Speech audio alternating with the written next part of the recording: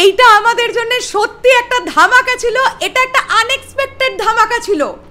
দেবদার ধূমকেতু মুক্তি পেতে চলেছে 14ই অগস্ট, অর্থাৎ 2025-এর এই যে ইন্ডিপেন্ডেন্স উইন্ডোটা, ভাই আমরা আমাদের সকল বাঙালি সিনেপ্রেমী মানুষদের জন্য দারুণ একটা সুখবর।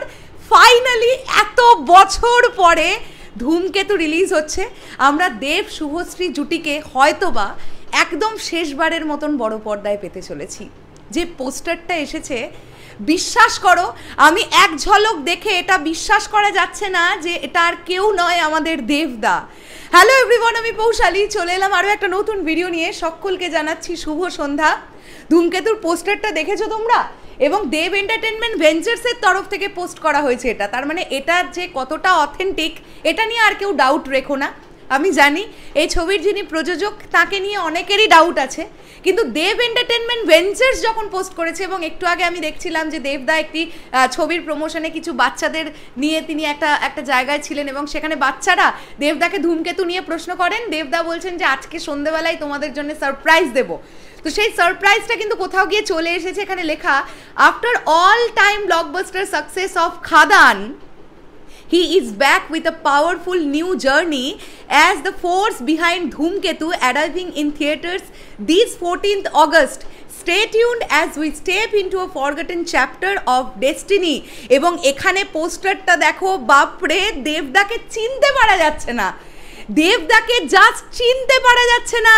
পোস্টারটা যেভাবে ডিজাইন করা, আর কার ডিরেকশন দেখতে হবে এই ছবিটা, মানে আমরা তাকে বলি চলমান ইনস্টিটিউশন আমাদের টলিউড ইন্ডাস্ট্রির, কৌশিক গাঙ্গুলি, কৌশিক গাঙ্গুলির ডিরেকশন এটা।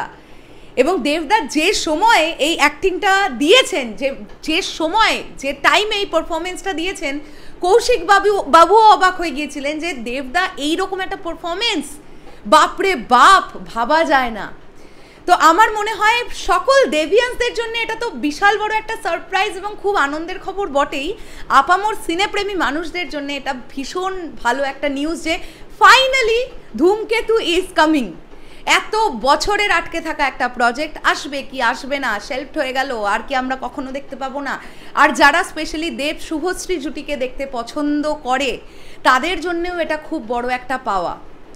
কোথাও গিয়ে আমার এটা মনে হয় এখন দেখবার ব্যাপার এটাই যে এই ছবির প্রমোশনে দেবদা এবং শুভশ্রীদি একসঙ্গে থাকেন কিনা, কিভাবে এই ছবিটার প্রমোশন হয়, এইটা এখন একটা দেখবার ব্যাপার। কিন্তু আমরা সবাই ভীষণ ওয়েট করছি। অলরেডি মে মাসের শেষ হতে গেল, মাঝে আর 2 মাস আছে, জুন জুলাই, তারপর অগস্টের মিডে ছবিটা রিলিজ।